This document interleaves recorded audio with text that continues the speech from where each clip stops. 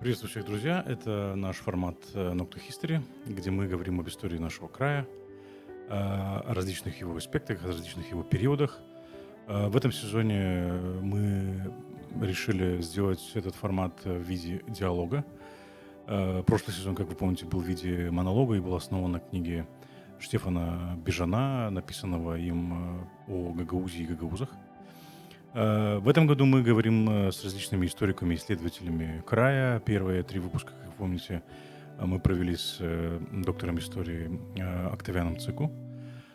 Сегодня мы продолжим этот формат и продолжим мы его сегодня с другим историком, исследователем края, докторантом Молдавского государственного университета, преподавателем истории Светланой Капанжи. Светлана, здравствуйте. Здравствуйте. Рад вас приветствовать. Мы с вами не раз в этой студии говорили про историю. Сегодня я предлагаю поговорить о Первой мировой войне. Мы с вами договорились, что мы делаем 3 передачи с вами. И мы поделили эти передачи, скажем так, на хронологические. Сначала поговорим о Первой мировой войне, потом мы с вами поговорим о межвоенном периоде. Уже как бы с точки зрения того, как он отразился на гагаузах и на различных аспектах, некоторые отдельные аспекты коснемся. Ну и поговорим, конечно же, о депортациях, потому что вы являетесь председателем ассоциации Доурлук, да, которая объединяет потомков депортированных и депортированных из Гагаузии в основном. Почему мы говорим о Первой мировой войне? Ну, потому что это важная страница нашей истории, которая очень плохо, скажем так, ее плохо знают. Вы, в частности, работали над исследованием именно этой темы. У вас, по-моему, вышла книга по этому поводу. И вы были одним из инициаторов учреждения даты памяти. Да. Тех, кто погиб в Первой мировой, кто служил на полях и сражался на фронтах Первой мировой. И там возник определенный казус. Об этом поговорим в конце сегодняшней передачи. Ну, давайте поговорим сегодня о Первой мировой войне. Как бы я предлагаю структурировать передачу следующим образом. Да? Мы поговорим о причинах Первой мировой, об участниках Первой мировой войны, о том, как Россия участвовала в этой Первой мировой. Почему Россия? Потому что на момент начала Первой мировой Бессарабия была частью Российской империи. Потом мы поговорим о Румынии в Первой мировой войне. Почему о Румынии? Потому что по результатам Первой мировой Бессарабия стала частью Румынии, да, Румынского королевства. Мы также поговорим о гагаузах в Первой мировой войне, сколько их было, как они участвовали. Поговорим о памяти в Первой мировой войне, как, скажем так, хранили память и куда она исчезла, эта память. Ну и поговорим о том, вашей инициативе, связанной с учреждением даты памяти и установлением памятника в городе Чедрлунга, в Центральном парке. Ну, давайте обо всем по порядку. Да-да. Причины. Ну, причины называются самые разные. Вообще эта тема очень популярна в мире. Много очень исследований самых разных стран. И каждая страна называет свою причину. Называются и политические, и идеологические, и социальные, и экономические, разные. Но мы не будем так глубоко углубляться. Ну, в основном назовем основные из них. Да, назовем основная причина. Причину этой войны надо искать в XIX веке. XIX век – это век революции, век создания новых государств, объединения старых государств в единое целое. И вот именно здесь начинается вот этот назревающий конфликт, когда страны, а наиболее значимые это были Германия и Италия, когда они объединились, они стремились противопоставить себя интересам к тому на тот момент великих держав. Это Российская империя, это Франция, это Великобритания. Германия к началу XX века стала самым мощным в военном плане государством. И экономическим, индустриальным. Ну, мы говорим о военной мощи, да. да, о военной мощи, да, ну и, естественно, индустриальном, да. Она двигалась очень быстрыми темпами. Значит, один из тоже будущих участников конфликта Австро-Венгрия. Это государство было многонациональным. Оно объединяло, Австро-Венгерская империя, оно объединяло много народов. Там были свои противоречия. Значит, Германия, помимо вот этой военной мощи, она значит, противопоставила себя военному, не военному, а морскому могуществу Великобритании. У них возникли большие трения. Потом Франция. Франция потерпела поражение в франко-прусской войне в 1870-71 году. Она жаждала реванша. Вот этот вот клубок противоречий, значит, стремление вот этих ведущих европейских стран, сформированных к началу 20 века в два военных блока, это Антанта и Тройственный союз, вот это все вместе, если коротко, привело к возникновению, значит, вот такого масштабного военного конфликта. Ну, Россия тоже рвалась в эту войну. Да, там 6 были миллионов, по-моему, солдат участвовало в этой войне. Из адрес. 15,4. 15,4. Да, 15 миллионов, последние данные, 400 тысяч было мобилизовано Российской империей за весь период войны, до момента ее выхода. Ну, то есть она как бы так рвалась участвовать в этой войне. Почему?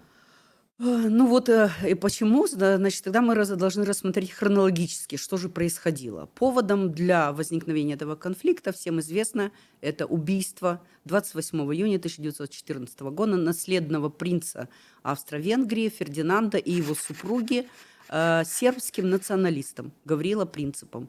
Это произошло в городе Сараево. Я была там. На И месте убийства или вообще в Сараево? я была в Сараево, я была в музее, Мгм. значит, этих революционеров, и была на этом мосту, где произошла эта трагедия. Значит, в ответ на это Австро-Венгрия предъявила Сербии ультиматум. И ровно месяц, чтобы она выполнила требования их ультиматума. И, по-видимому, требования не были все выполнены, и ровно через месяц, 28 июля 1914 года, Австро-Венгрия объявила Сербии войну. В ответ на это Российская империя, значит, начала 30 июля мобилизацию. Мгм. Германия, узнав об этом, значит, прислала сообщение о том, чтобы Россия демобилизовала свои войска.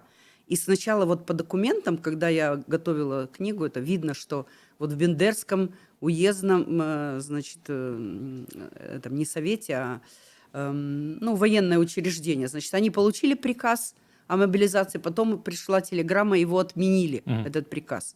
Но, тем не менее, Российская империя продолжила мобилизацию 31 июля, и тогда, 1 августа, Германия объявляет войну России. Вот.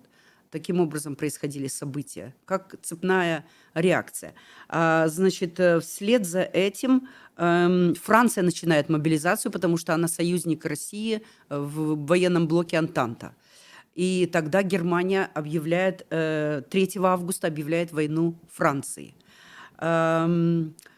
Бельгия была нейтральным государством, но Германия вторглась на ее территорию, и тогда Великобритания объявляет о состоянии войны с Германией. И уже, по-моему, дальше 5 августа Австро-Венгрия объявляет войну России. Ну, В общем, там еще было несколько объявлений, вот так вот по цепочке. Это важно, мы еще вернемся к этому вопросу, почему я об этом сказала, это важно для даты. Я понимаю. Тут, понимаете, как бы даты все могут прочитать, понимаете, Нет, ну где. тут оно имеет отношение к нам. Я понимаю. Я, когда говорил о причинах, я не имел в виду, никогда она вступила. То есть мы все знаем, и это, кстати, имеет значение для сегодняшнего нашего с вами разговора. Почему? Потому что в России дата памяти, скажем так, жертв Первой мировой войны — это 2 августа. 1 августа. Окей, 1 августа, когда... Германия объявила войну. Да. Но не 11 ноября, когда был подписан Да. Компьенский мирный договор, да? И это имеет значение, потому что это как раз-таки всплыло и в вашей инициативе. Вы предлагали 11 ноября, когда весь цивилизованный мир празднует окончание Первой мировой войны. Но здесь предложили 1 августа, как в России, да? Ну, потому что как бы Россия вышла из этой войны, подписав Брестский мирный договор, как бы, и получается, что Германия считала, что она выиграла на Востоке, но она проиграла войну на Западе. Я когда спрашивал, почему Россия, политические причины, почему Николай II так стремился в это, потому что есть разговор о том, что он пытался решить какие-то внутренние проблемы. Но дело в том, что Россия всегда, значит, имела свои интересы на Балканах. Мгм. Это вот Балканы, это такой краеугольный камень, где сталкивались интересы великих держав. Тогда. Конечно, еще в XIX веке. Мгм. Балканы всегда были местом вот этих вот разгоравшихся войн, та же Крымская война, целый ряд русско-турецких войн. Это борьба за влияние. Я об этом сказала в начале, что вот борьба за влияние ведущих европейских держав, а Россия была в то время европейской державой. И то, что они уже постепенно сгруппировались в два военных, просто в блока. И это уже говорило о том, что противостояние неизбежно. Плюс вот эти вот взаимные обязательства в группе, перед каждым как бы это уже запустило Но цепную реакцию, можно сказать. здесь, в данном случае с Россией, что произошло? Они встали на защиту своих братьев-славян, это сербов. Вот. Окей, да, они так называют. Так было сказано в манифесте императора Николая II, что мы не можем оставить своих братьев, и поэтому мы встаем на их защиту. Ну, это привело в конечном итоге к развалу Российской империи. И не только российской. Да, 4 империи в конечном итоге были Да. развалены. Это Российская империя, Османская империя, Австро-Венгерская империя И германская. и Германская империя, которая на тот момент уже была империей. Ну, во всяком Да. случае, Кайзеровская Германия, так ее называют. Да. Да? Давайте про Румынию. Почему это важно, да, как я сказал? Потому что Россия, гагаузы начинали эту войну в рамках Российской империи, и очень многие сражались, по большому счету, на фронтах. Не очень много, практически все гагаузы, которые сражались на фронтах Первой мировой войны, сражались в российской Да, армии. они были мобилизованы в российскую императорскую армию. Да. А по итогам Первой мировой войны Бессарабия стала частью Румынии, и это было зафиксировано в Версальской мирной конференции. Один из договоров. Парижской мирной Да, Париж, конференции. который был подписан там. Ну, Версальский мирный договор, да. Но это не единственный договор, который был подписан. В принципе, как бы там много договоров, которые были подписаны, которые определяли миропорядок в Европе после Первой мировой войны. И один из договоров, который был, я так понимаю, подписан, связан с Румынией, да, который определял территорию Румынии после Первой мировой войны. И вот Бессарабия уже оказывается в составе Румынии. Да. Но сначала я хочу сказать, что о роли Румынии в этой войне. Давайте. Как происходило. Значит, когда началась Первая мировая война, на тот момент королем Румынии был Карль I. Это первый Да. король Румынии. Значит, у них шли дискуссии, потому что до этого, еще в XIX веке, они поддерживали центральные державы. Мгм. Ну, Карл Германию. I, да, он был же немцем по происхождению. да. Вот, они, значит, тянулись вот к этому блоку. Но тут, значит, эта война так молниеносно развернулась, и они встали перед дилеммой, Мгм. какую сторону поддержать. И тогда король созвал Совет Короны, в который вошли, ну, там, все политики видные, и они проголосовали, значит, за нейтралитет. Мгм. И хотя король был, значит, не сторонником этого решения, он его поддержал. И Румыния сохраняла нейтралитет до 1916 года. Тут уже на фронте разворачивались события, тут уже сначала был Восточный, Западный фронт, потом это Юго-Западный фронт.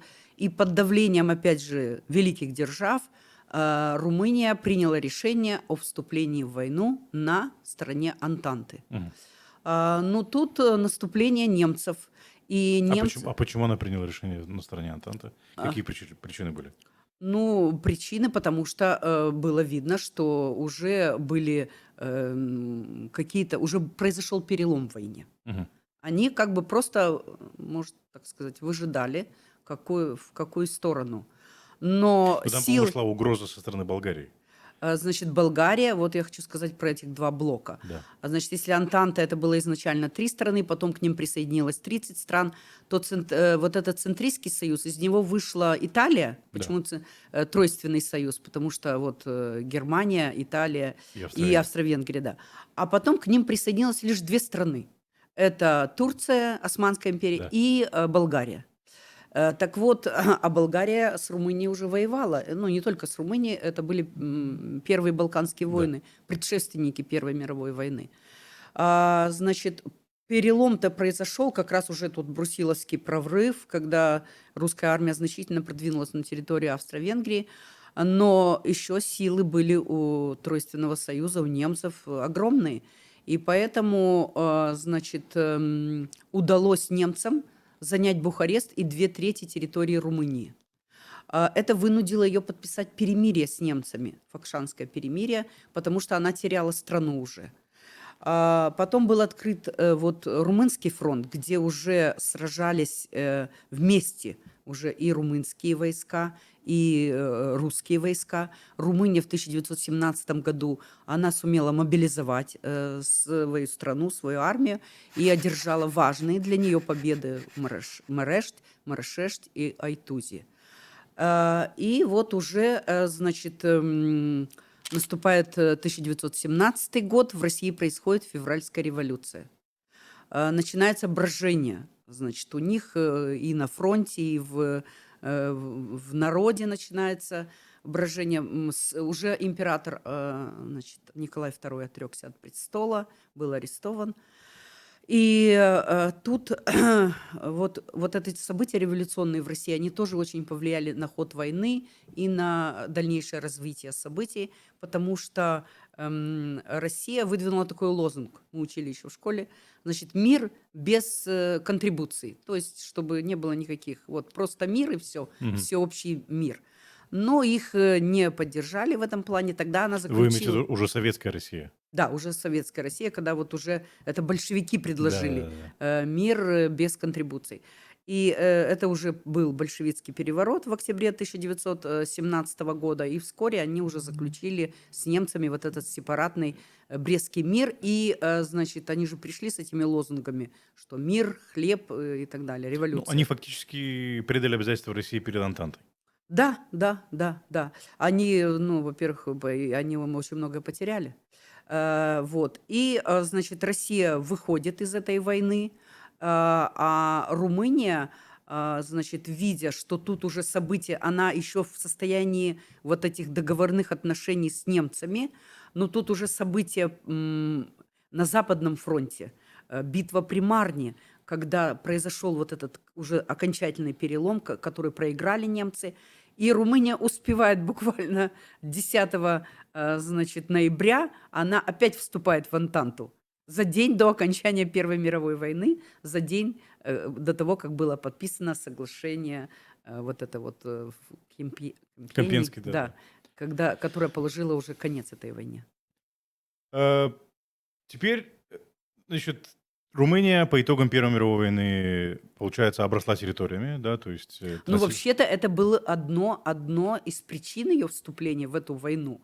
Одна из причин — это то, что объединить свои территории. Она видела, что Австро-Венгрия уже распадается, Российская империя распадается, и вот это ее сподвигло тоже, одна из причин вступления, значит, на стороне Антанты. И она, как говорится, успела в последний вагон. Э, И тут говорите, давайте перейдем непосредственно к гагаузам, да, то есть как в Бессарабии, ну, больше сконцентрируюсь на гагаузах, да, потому что, Да, это наша история. да, это вы пишете в своей книге, что это война самая многочисленная для гагаузов война, в смысле больше всего гагаузов участвовали именно в этой войне. Она и сейчас остается И такой. до сих пор остается такой. Конечно. Ну, давайте вот немножко по цифрам может быть, на каких фронтах они воевали, гагаузы, и как это все, ну, развивалось потом, потому что как возвращались, может быть, у вас есть какие-то данные, ну, в общем, все, что вы об этом знаете. Хорошо, я постараюсь кратко. Значит, гагаузы воевали на всех фронтах. Мгм. Это была первая мобилизация, вот, которую Николай II объявил 30 июля. Это была мобилизация всех запасных чинов, то есть тех, кто когда-то служили. И тут всех призывали. Значит, не имело значения национальность. Все военнообязанные обязаны были, значит, прийти на призывные пункты. И потом уже открылся Кавказский фронт, когда Османская империя вступила, значит, в этот блок, Тройственный союз. И поэтому участие гагаузов в этой войне было самым массовым. Значит, я в своей книге пишу о том, что, значит, 19 тысяч болгар и, значит, чуть меньше... 12,5, по-моему, да, Да, да, гагаузов? да. И 12,4 гагаузов. Да. 19 тысяч было. Это очень много. Это почти каждая семья, в одной семье даже и несколько сыновей принимали участие. Даже вот когда открылся Румынский фронт, почему Бессарабия значит, ей было тяжело? Потому что почти все мужчины были на фронте, некому было сеять хлеб, разруха, война, тут, значит, находятся войска, находятся военные склады. То есть это было очень большие потери и для страны, и для каждой семьи бессарабской, в том числе и гагаузской семьи. Поэтому я считаю, что это одно из важнейших событий в истории гагаузского народа, и мы его исследовали, исследуем и будем исследовать в дальнейшем, потому что это огромный пласт информации, которую нам нужно еще раскрыть и следующим поколениям. Хорошо, а почему такой низкий интерес к исследованию этой темы? Ну, как бы этой темой практически занимаетесь только вы, я не знаю, кто еще занимается этой темой. Значит, низкий интерес к исследованию, потому что, наверное, нет мало историков у нас в Гагаузии. Ну как целый научный центр? Вообще эта тема была, значит, она тоже была плохо исследована у нас в Молдове, Мгм. в МССР, так будем говорить. Советские ученые, они следовали вот этой советской историографии, которую я называла «Это война бесполезная», «Первая империалистическая». Ну понятно, они вышли из нее. Да, Они они фактически вышли. его проиграли. Да. Поэтому они исследовали революционное движение, Великое Отечественное, а эта тема для них была вообще неинтересна, и они упустили время. Значит, что произошло за рубежом? Вот те войска, значит, русской императорской армии, которые эмигрировали за границу, они оставили богатый, очень научный, мемуарный материал. Вот очень много материала они издали там за границей. И поэтому эта часть истории исследована ими. А у нас вот оказалось, что хотя все принимали участие, воспоминаний очень мало, исследований очень мало, поколение ушло, которое воевало, которое было участниками этой войны. У нас, у гагаузов, память об этой войне сохранилась в песнях. Это очень важный источник, потому что в Ну этих никаких мемуаров, никаких дневников. нет, мемуаров у нас нету. Дневников Есть там тоже. отдельные там фотографии, есть, да, вот даже у нас в Щедунге есть один человек, который оставил свой дневник, и мы тоже будем с ним работать в дальнейшем. Это все выявляется вот сейчас. Ну, очень-очень скудный объем информации. А песни про песни, что пару слов, что это? Ну, песни, вот, значит, я обращалась, наша ученая, значит, известная Мария Дурбайла, которая собрала сборник песен, баллад Мгм. гагаузских на разные темы, в том числе и на тему войны. И Первой вот, мировой. ну, не только Не первой, только. да, но там есть, касается именно Первой мировой войны. Ну, записывала и Дионис Танасогла эти песни, и другие гагаузские поэты, писатели. Вот они это то, что сохранили, записывали у людей. Вот это как бы нам тоже дало информацию. И вот эта память, она... И когда мы проводим свои дни памяти, обязательно какие-то песни, стихи, ну, на гагаузском Ну, языке. почему я, скажем, спутал дату вступления России в Первую мировую? Потому что там одна из песен, по-моему, в вашей книге пишете, она была посвящена, там что-то говорится про Святого Илью, потому что накануне этого праздника Святого Ильи, по-моему, это было 2 августа, который празднится в Гагаузах, и там одна песня была посвящена... Ну, может быть, я сейчас не помню, может быть, но, значит, вот такая вот у нас память, и поэтому интерес огромный появился в последнее время к этой теме Первой Огромный, что мировой вы имеете в войны. виду? Больше людей стали изучать это или что? Да, больше изучать вообще во всем мире, и вот благодаря тем, ну, это прежде всего российские сайты, в которых сосредоточено, у них хранится, не у нас, не в Украине. Значит, это архив наши, когда призывали наших предков, то они, значит, занимался ими Одесский военный округ. Так Мгм. вот, весь архив Одесского военного округа, он находится в Москве. И поэтому они имеют эту информацию и там выкладывают по потерям, какие потери. В Кишиневе в архивах практически ничего нет, правильно? В Кишиневе нету, конечно, нету. Там есть, я то, что опубликовала в книге, кто призывался, но не без указания, значит, даты рождения, без указания места рождения. А вот я принесла фотографию одну, значит, это вот нас нашли. Давайте Да. я покажу ее, чтобы Да. коллеги забрали ее в это самое, да? Это очень важно, когда вот такие люди проходят, вот уже у нас проект закончился, все, но обратилась женщина и сказала о том, что вот это ее дядя. Это Это, Тукан Михаил Иванович, да? да, Тукан Михаил Иванович, уроженец Чедерлунги. 1896 года рождения. Так? Да, это ее дядя, и он был самым старшим сыном. Мгм. И она помнила свою бабушку, которая все время плакала и вспоминала о нем, что вот ее самый старший сын, он не вернулся с этой войны. Мгм. Но они не знали, что с ним случилось, вот только фотография, имя сохранилось. Ну вот удалось найти данные о нем, вот как раз на этом сайте, что он был стрелком 10-го финляндского стрелкового полка, и погиб, пропал без вести, значит, 28 июня 1916 года. Ему было всего 20 лет. Вот таких труднее, он был неженатым, холост. Вот таких труднее всего найти, потому что у них нет потомков. Но благодаря вот этой семье, семья играет огромную роль А в 12, сохранении памяти. 400 и у гагаузов, и 19 тысяч у болгар. Откуда эти данные? Вы их берете из источников? Нет, это многие историки проводили различные исследования. Это мы выявили расчетным путем, потому что вот когда говорят много, вот сколько много? Вот много гагаузов, значит, сражалось на фронтах Первой мировой войны. Много гагаузов участвовало во Второй мировой войне. А давайте сопоставим эти цифры. У нас памятник есть в Чедерлунге, мы его установили в 2014 году. Да, Значит, к тому времени мы нашли 60 имен. по Чедерлунге. Да, по Чедерлунге, уроженцев Чедерлунги, которые погибли и пропали без вести. В прошлом году мы внесли на памятник еще 15 имен. И Мгм. это не окончательные данные. Погибших. Да, 75 человек погибших в этой войне из Чедерлунги. Рядом стоит памятник людям, которые погибли, ну, тоже есть плита, погибшие во Второй мировой войне, или кто-то называет Великой Отечественной. Там 28 имен. И И среди там, них и там все гагаузы? там 7 или 8 гагаузов. Остальные. Из 20 с чем-то. Да, вот сопоставьте эти цифры. 7 и 75.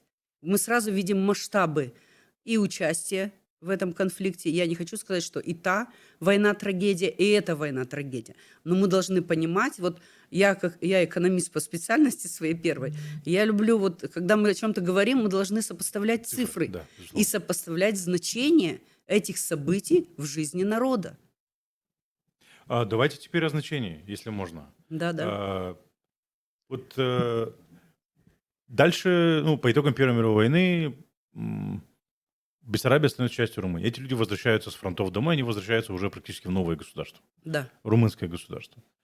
Вы в своей книге пишете, что как бы их чествуют как ветеранов. Ну, понятно, потому что Румыния потом присоединилась к Антанте, гагаузы Она взяла на себя обязательства по к защите этих людей. Да. ветеранов. Да, И конечно. вдов и так далее, я правильно понимаю? Да.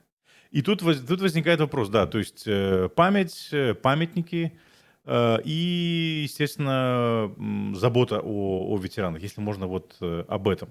Мгм. И сопоставить, как это вообще потом начинает развиваться после установления здесь советской власти, что происходит с этими памятниками, что происходит. Потому что я так понимаю, что в семьях, особенно в советское время, особо это не рассказывали. Это как бы тема была табуирована, ну, понятно, потому что с точки зрения идеологии это не приветствовалось. Да, да. Да. Ну вот давайте немножко о памяти, если можно, да, как она продвигалась, как она чтилась и так далее. Ну, память сохранялась прежде всего в семье. Мгм. Значит, это вот уже в советский период. А если вернуться чуть раньше, значит, Румыния, когда приняла на себя обязательства, были такие общества, созданные в каждом уезде. Значит, эти общества по защите прав вот этих вот инвалидов, Мгм. вдов и сирот войны. Значит, это были наиболее почетные, уважаемые люди в каждом селе. Если какое-то мероприятие, также были дни памяти. Кстати, в Румынии День памяти жертв этой войны отмечали в Троицу. Это начало июня. Мгм. Это были шествия, в том числе есть документы, в Камрате были такие шествия, с примарами, со священниками, с учениками школы, с возложением цветов. То есть память в румынский период, значит, мы можем сказать, что память сохранялась.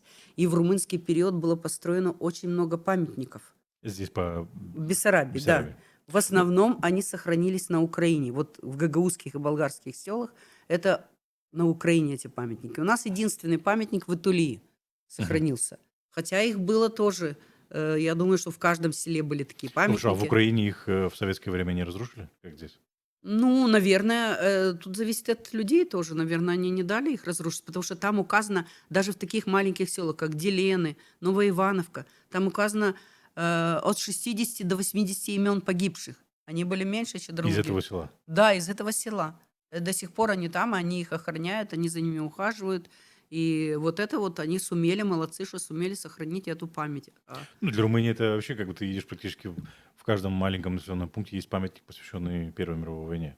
То есть, когда вот, сколько памятников было? И перед тем, как мы пойдем туда, вы говорите 12 400, ну, исходя из тех Мгм. данных, которые вы нашли. А сколько погибло? Есть информация из ЕГЭ? Да, ну, примерно так мы говорим, что где-то гагаузов где-то 1300. Но это очень минимально, это просто расчетные данные. Вот если смотреть по памятникам, если в каждом селе было от 60 до 100 человек погибших, то представьте себе, у нас сколько? 30 населенных пунктов, то эта цифра может быть даже быть и в 2 раза больше.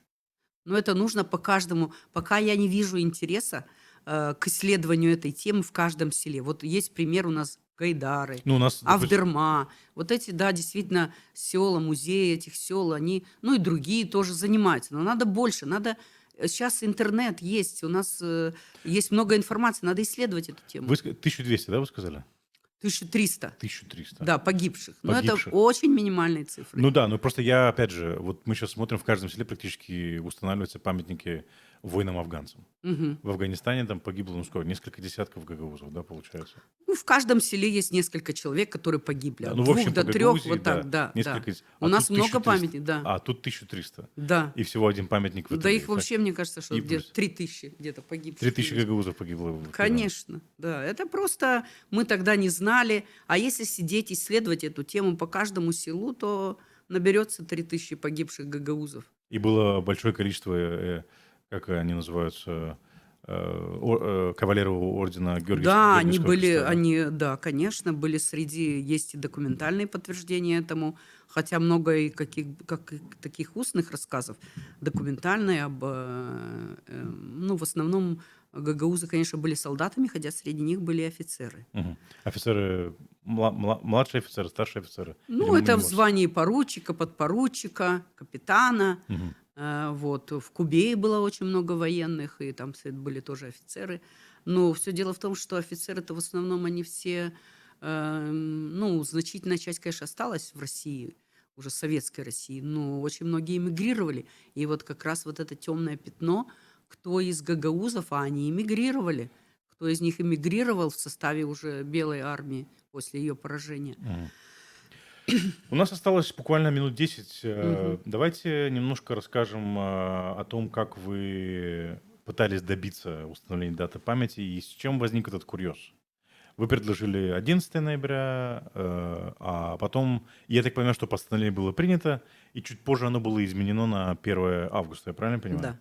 Да. И через сколько? Оно через год было изменено или буквально сразу? Нет, оно где-то через год, да. Я сейчас немножко расскажу предысторию. Значит, когда начинался наш проект, Да. мы сознательно выбрали дату, мы провели ее.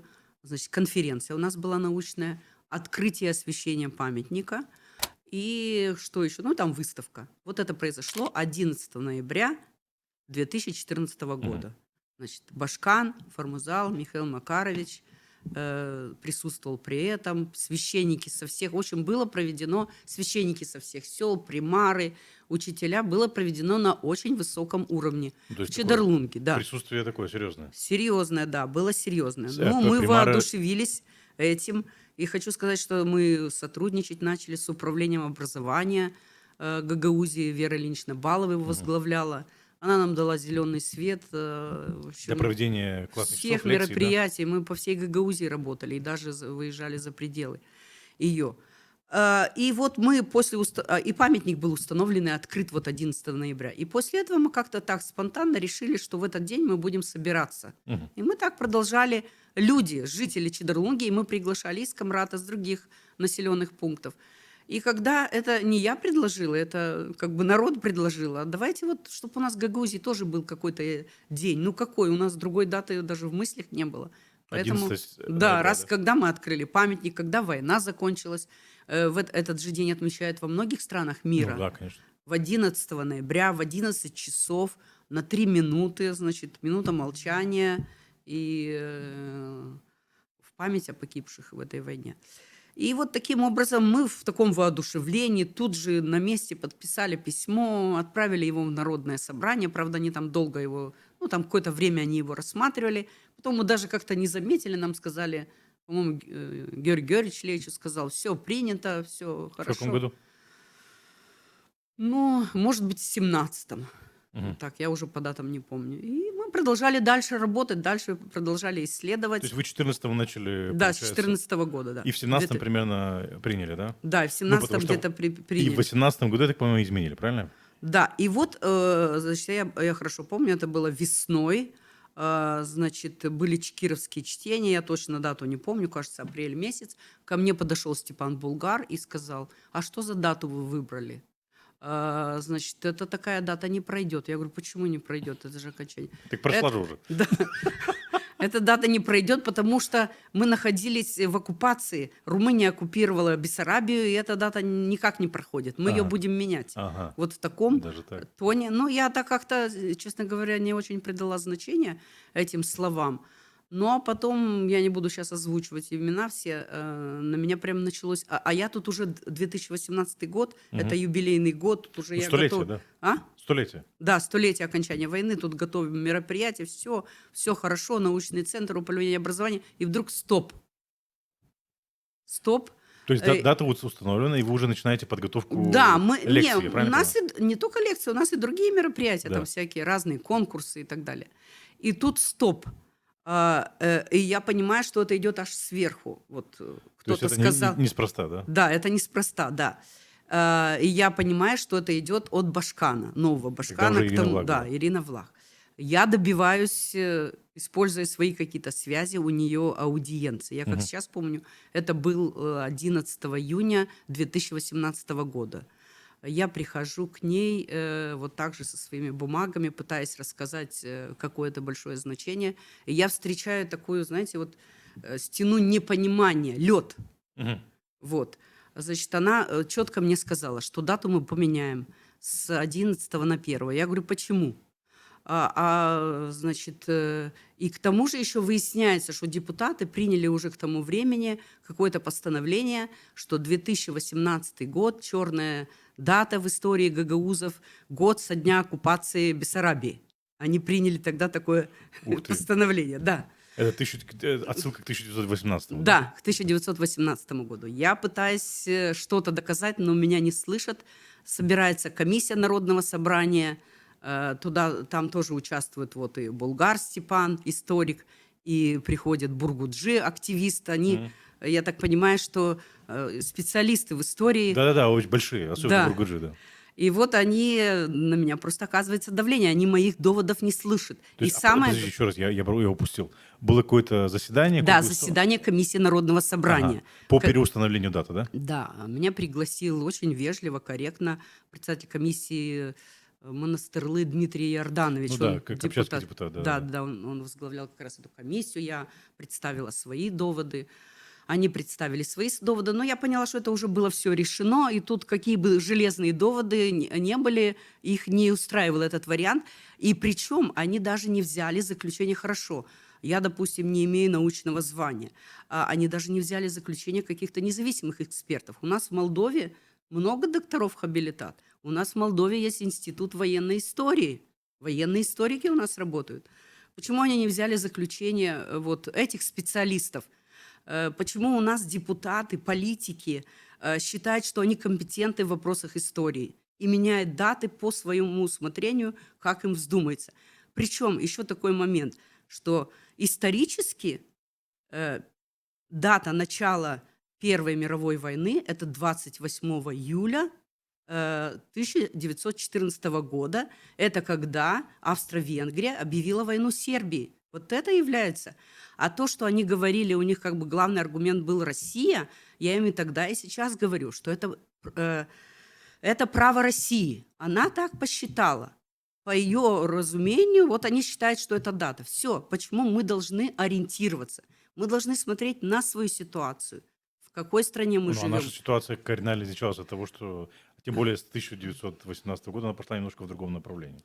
Ну, я не знаю, что тут сыграло роль, но мне кажется, в данном вопросе ориентироваться, какую дату приняла та или другая страна, когда большинство мира отмечает 11 ноября, это не совсем объяснимо, скажем так. Ну, мы же понимаем контекст. По-моему, Путин, по-моему, если я не ошибаюсь, не участвовал в праздновании столетия окончания Первой мировой во Нет, Франции. нет, у них проводились Нет, мероприятия. я говорю, вот это главное мероприятие, которое проводилось во Франции, где были Во лидеры всех Франции? государств, да. Я не могу сказать. Там было большое грандиозное мероприятие.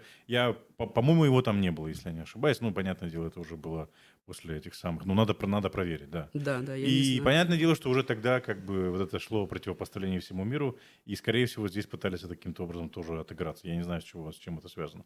А все были против? Ну, А, Башкам понятно, вы сказали, что против. да. Вот эта комиссия, которую создали, тоже против. Они, да, они поддержали решение, как я понимаю, Башкана, они поддержали мнение историка Булгар, поэтому тут уже как бы было для... и вот в итоге, к чему мы приходим. Значит, прошло уже время, да, с 2018. И когда я не вижу мероприятий 1 августа, Ну вот чтобы я вот это хотел чтобы спросить. кто-то отмечал 1 августа. Мы же еще из тех соображений эту дату, значит, приняли, потому что ноябрь – это месяц, когда школьники находятся в учебных заведениях, Да. и мы можем их привлекать, и они могут слышать, видеть это все. Тем более эта тема является обязательной для изучения в куррикулуме. А здесь так произошло, что вот я, насколько знаю, только в Гайдарах отмечают этот день. Вот у них они и Мгм. памятник установили вскоре после нашего Мгм. памятника. Значит, у нас есть памятная стела в селе Авдерма, тоже Ну да, погибшие там в большой этой... этот мемориал. В этом мемориале есть Да, часть есть. этого мемориала Да, да, посвящена да. И в ветеранам Первой и погибшим 2000, там. кажется, 20 году или 21 был установлен памятник в городе Твардица. Мгм. Они тоже как бы по результатам этого проекта инициативу проявили. И все, больше я не вижу, нигде нету. И главное, что мероприятие не проводится, если дата устанавливается. А мы как продолжали вот отмечать, так мы отмечаем. Спасибо примарии нашего города Чедарлунги, они нас поддерживают в этом. И мы совместно с ними вот организовываем такие мероприятия, чтобы последующие поколения знали и помнили. Ну, это очень важно. Мы со своей точки зрения благодарим вас за тот труд, который вы делаете в этом направлении, потому что действительно, да, то есть это ну, такое большое событие в истории Гагауза в Бессарабии, но о нем знают очень мало. И вот эти вот конфликты на ровном месте, с моей точки зрения, они не способствуют, ну, как вот этот конфликт, связанный с Да, они абсолютно. не способствуют памяти. И да, действительно, ну, установили вы 1 августа, ну, хоть какие-то мероприятия провести. Вот не надо было 1 августа, и что? Ничего практически. По-моему, даже забыли, просто нужно было перед кем-то. Ну, это мое предположение. Светлана, я благодарю вас за этот разговор, я благодарю вас за то, что вы согласились принять участие в этом проекте и поделиться той информацией и знаниями, которые у вас есть по вопросу или по различным аспектам истории нашего края. Мы с вами еще поговорим в следующих выпусках про межвоенный период и поговорим о депортациях, потому что вы являетесь председателем ассоциации Доурлук, которая объединяет потомков репрессированных и самих репрессированных из города Чедрлунга или Чедрлунского района Ну, у нас как-то так получается Чедрумского района. в основном. Спасибо, друзья. Благодарю, друзья, что вы были с нами в этом выпуске. Посещайте наш YouTube-канал или не забывайте подписываться на него, если вы этого еще не сделали, для того, чтобы не пропустить наши следующие выпуски Nocta History. До свидания.